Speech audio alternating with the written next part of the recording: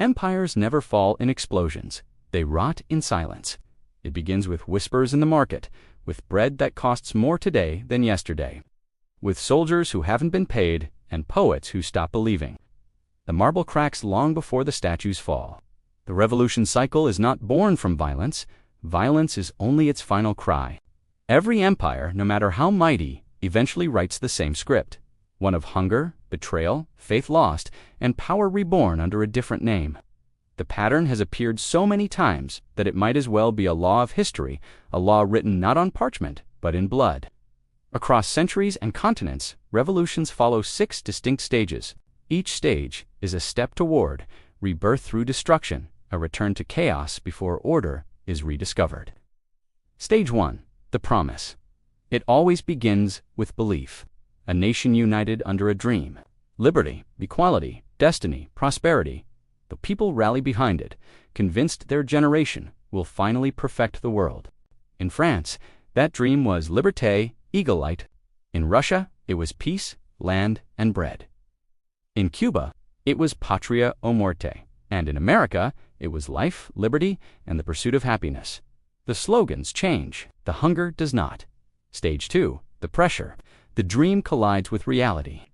Economic strain tightens around the common man like a noose. In pre-revolutionary France, the price of bread doubled while the nobles held banquets under golden chandeliers. In Russia, peasants starved while the Romanovs built palaces with imported marble. In Cuba, sugar plantations flourished under American contracts while locals lived in tin shacks. Pressure builds quietly, invisibly, until the weight of injustice bends the bones of a generation. Stage 3. The spark. A single event ignites centuries of frustration. It's never truly spontaneous. It's the final grain of sand on a mountain of discontent. In France, it was the storming of the Bastille. In Russia, the February Revolution began when women demanded bread and soldiers refused to fire on them. In Cuba, it was the failed attack on the Moncada barracks that lit a movement that would not die. Sparks always seem small until they reveal how dry the forest has become. Stage 4. The purge. When the old order falls, chaos rushes in to fill the vacuum. The revolution devours its parents. In France, Robespierre's guillotine cut through friend and foe alike. In Russia, the Bolsheviks silenced not only the Tsar, but every dissenting voice. In Cuba, revolution turned into regime, and idealism hardened into ideology. Every purge begins with a promise of purity and ends in a river of fear. Stage 5. The power. Eventually, a new structure emerges from the rubble. Stronger, colder, more efficient. The people believe they have one, but often they have only changed masters. Napoleon rose from the ashes of France's republic, Stalin from Lenin's revolution, Castro from the dream of equality. The system rebuilds itself under a new flag. The names change, but the methods control, surveillance, conformity remain. Stage 6. The paradox. The revolution becomes the empire it once overthrew. The ideals that justified its birth now justify oppression. France's republic crowned an emperor. Russia's proletariat became subjects of a totalitarian state. Cuba's liberation became isolation. And every time, the same haunting truth emerges. Revolutions promise freedom, but they are powered by the same human nature that enslaves it. If you study history long enough, you realize revolutions are not random. They are recursive. They are loops of cause and effect, repeating across time because human beings repeat their mistakes. Poverty feeds anger. Anger breeds ideology. Ideology demands purity. Purity justifies violence. And violence resets the cycle until a new generation believes it has found the final answer. When we look at the French Revolution, we see not just peasants and nobles, but the anatomy of human disillusionment. The rich built Versailles, the poor built the guillotine. The spark that lit the Bastille was not born that day. It was planted decades earlier in the debt crisis of the monarchy. When Louis XVI inherited a collapsing treasury, his advisors printed money, borrowed endlessly, and debased the coinage to delay the inevitable. Sound familiar? A fiscal disease dressed in royal robes. By the time Paris erupted, the system had already died. The guillotine was merely the autopsy. In Russia, it began with war fatigue and debt too. The Tsar's armies bled in World War I, while famine swept the countryside. People lost faith not only in their leaders, but in the very concept of order. That is always the moment revolutions truly begin, not when people are hungry, but when they stop believing that anyone will feed them. Lenin understood this despair. He turned it into doctrine. Bread, land, and peace, a slogan simple enough to fit into the mind of a starving man. But after victory came control, purges, and gulags. The oppressed had become the oppressors. The revolution cycle completed another rotation. In Cuba, the story was the same melody, new instruments, Batista's corruption, American exploitation, and the glamour of revolution combined into a storm. Castro promised dignity to the poor and delivered censorship, prisons, and decades of exile. Once again, freedom became a mask worn by power. If we step back far enough, these revolutions, France, Russia, Cuba, become mirrors. They show us not what we think we are, but what we might become. Every one of them began with noble intent. Every one justified violence in the name of justice, and every one ended with a ruler who believed he was the revolution itself. The 6 stages are not just historical, they are psychological. They describe the emotional metabolism of societies: hope, frustration, fury, vengeance, reconstruction, and disillusionment. Each stage feeds the next. Each generation inherits the trauma of the last, and so the pattern continues. The names change, the flags change, but the eyes of the crowds remain the same, filled with hope that this time the fire will cleanse instead of consume. When we look at America today, we like to believe we are immune, that our system is too advanced, our democracy too stable, our wealth too vast. But that's what every empire believed before its reckoning. Revolution is never about politics alone. It is the collapse of faith. Faith in money, in justice, in leadership, in the future itself. And faith, once broken, never returns unchanged. The cracks are already visible, not on the steps of Congress, but in the quiet disillusionment of its citizens, in the vanishing middle class. In the headlines no one believes, in the laughter that hides fatigue. The revolution cycle is not just history repeating, it's history remembering. Because no matter how advanced an empire becomes, it cannot escape the law of human nature. When power forgets mercy, the people remember justice. And justice, when forgotten too long, always comes back wearing a mask called revolution. So the question is not if it happens again, it's where we are on the circle now. History doesn't just rhyme, it repeats with precision. The names fade, but the emotions remain constant. Hunger, betrayal, and the desperate need to believe again. What we call revolution is really just civilization's reset button, pressed whenever elites grow deaf to the cries below. If the first section revealed the anatomy of revolt, those 6 repeating stages, this one shows its heartbeat pulsing across centuries. France, Russia, Cuba were not isolated events. They were warnings written in ash. Yet there are other revolutions that erupted from different soils, but followed the same biological rhythm. From corruption to collapse to control, consider the American Revolution, the one most celebrated, most mythologized. We tell it as a story of freedom, but beneath the heroism was the same pressure cooker that drives all uprisings. An empire, Britain, had become drunk on its own success. It taxed the colonies to fund endless wars. The elites in London treated the Americans not as citizens but as assets. The colonists, like the French peasants decades later, grew restless under decisions made oceans away. The spark, a tax on tea, a symbol so trivial it almost seems absurd. But revolutions never begin with the size of the injustice. They begin when the insult becomes personal, when the common man feels mocked by power. The Boston Tea Party wasn't about tea, it was about dignity. Then came the purge. The loyalists fled, the rebels took power. The Constitution replaced the crown. And yet, only a few generations later, America itself became the empire, extending control, issuing debt, policing the globe. The revolution cycle had simply continued under a new flag. That's the first illusion of revolution, that it can end. In truth, it only pauses. Now, look to China, 1911. The Qing dynasty collapsed under debt, corruption, and humiliation. Foreign powers carved the nation into spheres of influence.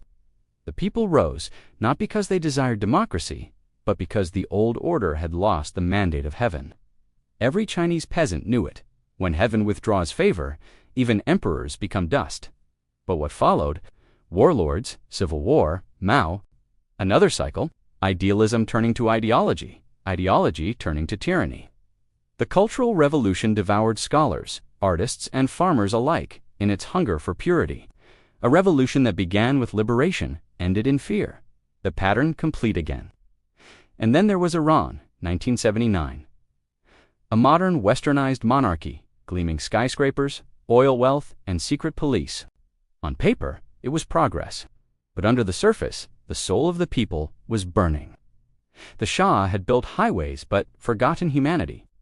Religion became the language of rebellion. Ayatollah Khomeini turned faith into revolution. And once again, the old order fell. But what replaced it was not peace. It was power cloaked in righteousness. Another rotation of the wheel. Another dream turned into doctrine. In each of these revolutions, America, China, Iran, the script is identical. A powerful elite disconnects from reality. A working class loses faith in fairness. A spark ignites. The dream collapses into chaos. Order returns under new masters. The 6 stages never change. Only the costumes do. So where does that leave the modern world, and especially America? Look closely, and you'll see every symptom returning like an ancient fever. A widening wealth gap greater than in 1789 France. A loss of institutional faith deeper than pre-Soviet Russia. Political polarization as venomous as Cuba in 1953, a currency devalued not by metal but by meaning. Revolutions are emotional economies before they are political ones. When the people feel their efforts no longer matter, when merit no longer leads to mobility, when the system feels rigged, the psychological contract between the governed and the governing breaks. You can see it in the tone of modern discourse. Not just anger, but exhaustion. Not just protest, but apathy. That's the most dangerous stage, not when the people fight, but when they stop believing fighting matters. History shows that revolutions ignite in silence, not in noise. The Russian Revolution began in breadlines, not battlefields. The French one began in salons and debt offices, not armies. And today, it begins in screens, in the invisible frustration of millions scrolling through the illusion of prosperity while feeling poorer every year. For the first time in history, a global revolution is possible without a battlefield, only algorithms. The crowd doesn't need a guillotine. It only needs a hashtag. But the pattern, the 6 stages, remains unchanged. Stage 1, the promise. The digital age promised connection. Instead, it delivered isolation. Stage 2, the pressure. Debt, inflation, rent, burnout. Stage 3, the spark. It could be anything. A scandal, a viral clip, a failed election, a sudden crash. Stage 4, the purge. Cancel culture, economic warfare, reputations destroyed. Stage 5, the power. Tech elites consolidate control under the guise of progress. Stage 6, the paradox. Freedom rebranded as safety, dissent redefined as hate. And once again, we will look around and wonder how it all happened so fast, forgetting that it never was fast. Revolutions simmer for decades before they boil. In late-stage societies, the greatest danger isn't rebellion, it's obedience. People stop questioning not because they agree, but because they're tired. And tired societies always fall the same way, quietly, predictably, inevitably. The revolution cycle isn't just about the fall of kings or czars. It's about the fall of belief itself. It's what happens when the center of faith collapses and people search for something, anything, to replace it. That's why revolutions feel like religion, because they are. They offer salvation through destruction, redemption through fire. And in that sense, America's modern unrest isn't new. It's ancient. The protests, the populism, the division, they are not bugs in the system. They are signs that the cycle is advancing toward its next stage. The storming of the Bastille, the march of the Bolsheviks, the rise of Castro, all were symptoms of the same disease, a people losing faith in the idea that their rulers served them. So when Americans today argue not about policies, but about reality itself, when truth becomes tribal and logic becomes loyalty, history whispers, "You've seen this before," and that whisper grows louder every year. Because the revolution cycle doesn't care about borders or centuries.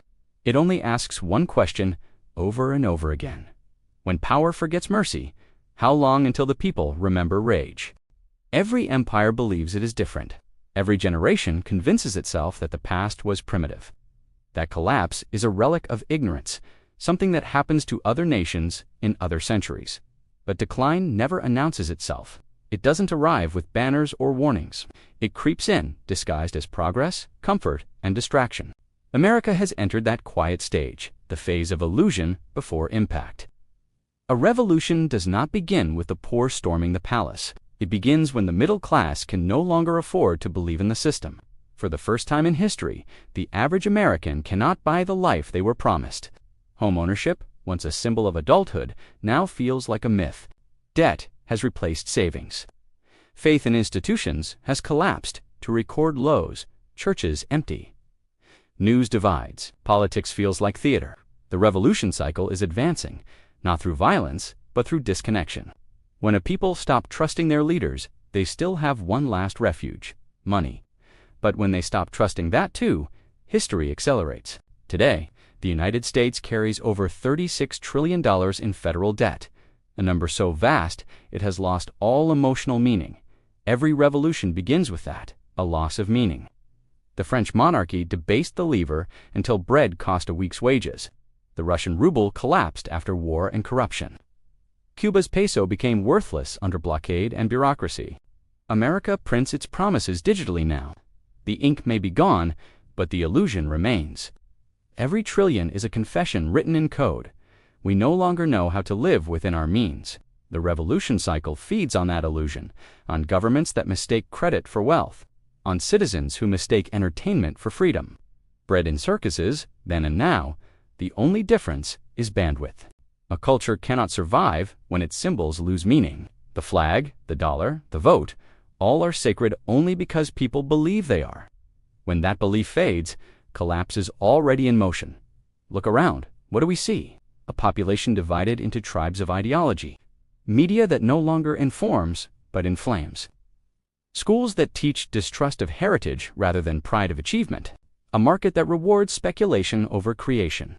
A currency whose value depends on confidence, and a government that spends confidence like it's infinite. History has a word for this: decadence. It's the stage before decay. The outer form remains, the buildings, the slogans, the rituals, but the spirit that built them is gone. Rome once still had its Senate long after the senators stopped serving the Republic. The Soviet Union still held parades long after no one believed in communism. America still holds elections, but half the nation doubts the result before the votes are even counted. That's how revolutions begin. Not with mobs, but with meaninglessness. And meaninglessness spreads like rot. Every empire that falls first convinces itself it cannot. Rome believed its legions eternal. France believed its monarchy divine. The British believed their empire moral. The Soviets believed their ideology scientific. America believes its democracy self-correcting. But democracies don't self-correct. People do. And when the people lose trust, there is nothing left to correct. This is the modern paradox. Never have citizens been more connected, yet more isolated. Never have they had more access to information, yet less ability to discern truth. The revolution is already digital, fought not with muskets or Molotovs, but with memes, algorithms, and propaganda. You can feel it in the collective tone, a wariness, a silent anger simmering behind polite smiles. The worker who knows his labor no longer buys dignity. The student drowning in debt for degrees that no longer secure a future. The retiree watching savings evaporate with every new policy or market swing. Revolutions are not born from poverty alone. They are born from betrayal. When people realize the game was never meant to be fair, the social contract dissolves. Every financial crash, every cultural outrage, every institutional scandal erodes one more brick of belief. Eventually, the structure cannot hold. And yet, the danger of modern America is not chaos, but complacency. The government doesn't need to silence you when you've already silenced yourself with entertainment. Bread and circuses, again this time delivered through screens, subscriptions, and dopamine. The French peasants knew they were oppressed. The modern worker calls it burnout. The language has changed. The suffering hasn't. When revolutions come, they rarely look like revolutions. They begin as cultural awakenings, economic protests, populist movements. But underneath, it's always the same heartbeat, a desperate attempt to restore fairness to a rigged system. Some will say America has been divided before. That's true.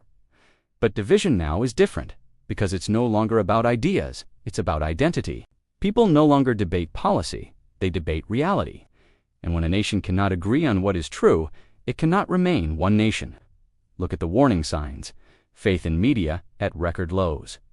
Trust in government collapsing. Central banks printing wealth into meaninglessness. Class resentment festering beneath the surface. Technology amplifying outrage faster than wisdom can respond.